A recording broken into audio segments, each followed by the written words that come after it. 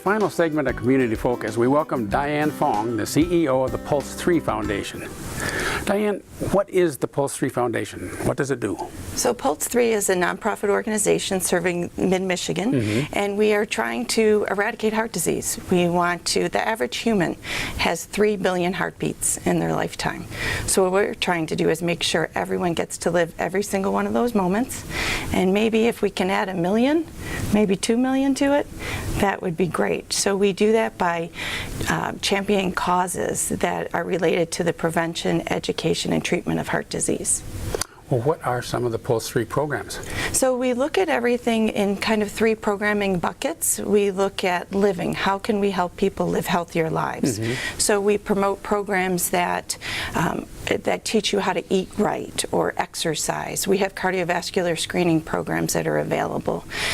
We look at learning. How can we advance care through better learning? And in that segment of our programming, we really look at pulling together healthcare professionals, the people who are treating the patients. And we have open dialogue and conversation about how can we improve care across the board. And then our last programming bucket, if you will, is life-saving. So we look at how we can empower ordinary people to save lives. We do that by making sure there's technology and training that are available if someone's facing a cardiac emergency. So in that, we look at free CPR training. We trained almost 2,100 people for free in CPR last year, and we do that through community partners like Mid-Michigan Health. We also place AEDs.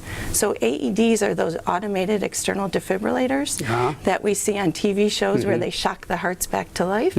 So we've placed over 170 of those throughout Midland, Saginaw, and Bay counties. And those AEDs are placed where? We place them in public locations. So the Midland Ice Arena, your soccer complex, over at the Midland Center for the Arts, where it was used to save a Midland resident just last year, Bob Lofiego.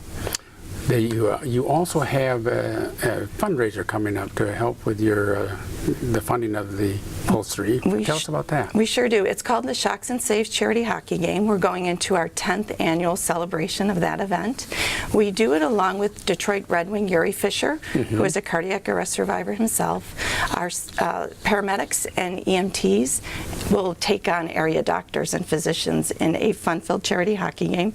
We do bring in Redwing alumni, and they skate along with those let's say the doctors and the paramedics maybe aren't professional skaters, but they do have a great time out there on the ice with the Redwings. So they need some ringers on their team. We need some ringers, absolutely. And you said that was February 4th. And what is the time and what else is going on after? Okay, so February 4th at 4:30 is the start of the charity hockey game. It's at the Dow Event Center just prior to the Saginaw Spirit game. I think the Spirit are playing the London Knights that evening. So when you have a ticket to the charity hockey game, it will also be good for the Spirit. In between the charity hockey game and the Spirits game, we actually have a special ceremony where we will honor local heart survivors and rescuers.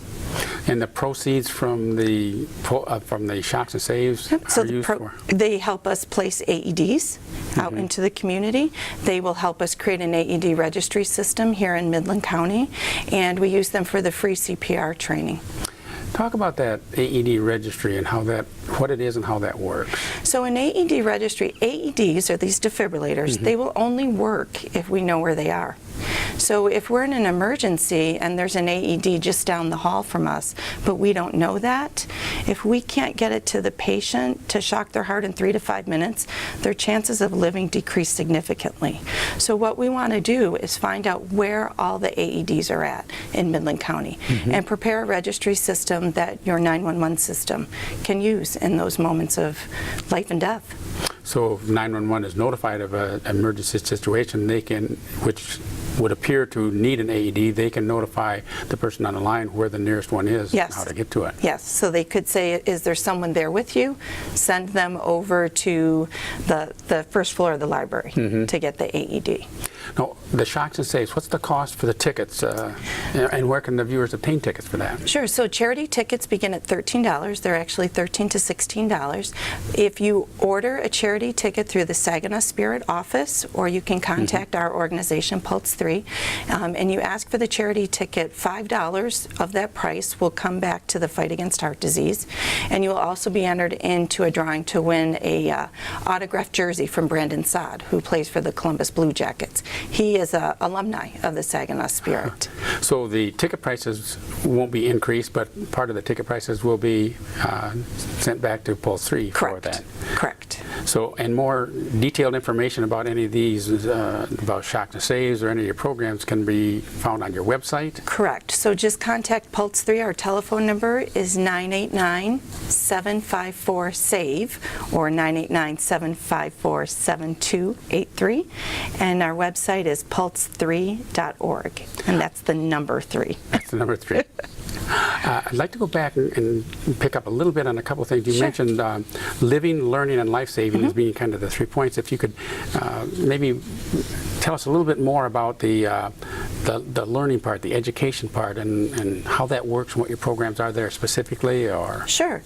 So, I mean, there's 2 aspects of learning. There's community education, helping people understand what are signs and symptoms of a heart attack. When do you need to call 911? When you have a person that is no longer responsive and not breathing, what do you need to do to help them survive? So that's the community education. And then the other component, as I mentioned earlier, is bringing together the professionals. Right. So healthcare providers, it's not just the cardiologist or the surgeon that needs to save that person. It's the bystander who watched that person collapse.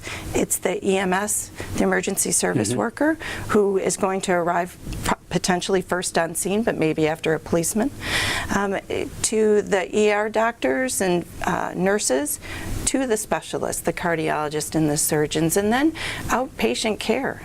Because it's if you have one of these events, you have some long-term consequences. You need to change your lifestyle perhaps, or seek ongoing treatment or go through rehab. And so we try to pull together all those pieces of the puzzle and really look at patients and the care of them in a wraparound approach, so we can identify.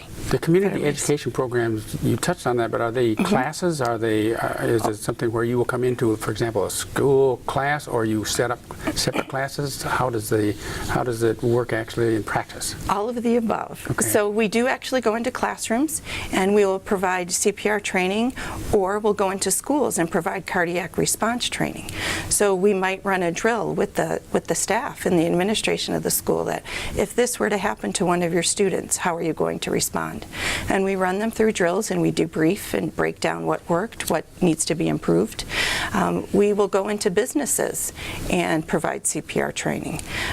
Churches are another place. And then we always, every month, we will have free CPR classes in our offices at Pulse3.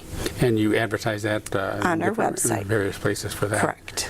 So, well, again, if you could go over the dates and times for the Shocks and Saves and what that is going to happen there. So it's at the start of Heart Health Month, which is in February. So the game will be on Saturday, February 4th. It is at 4:30. Your ticket will include admission not only to the charity hockey game, but to the following Saginaw Spirit game. You can purchase tickets through the Saginaw Spirit, or if you want to contact Pulse3, we will make sure you get connected with the Spirit.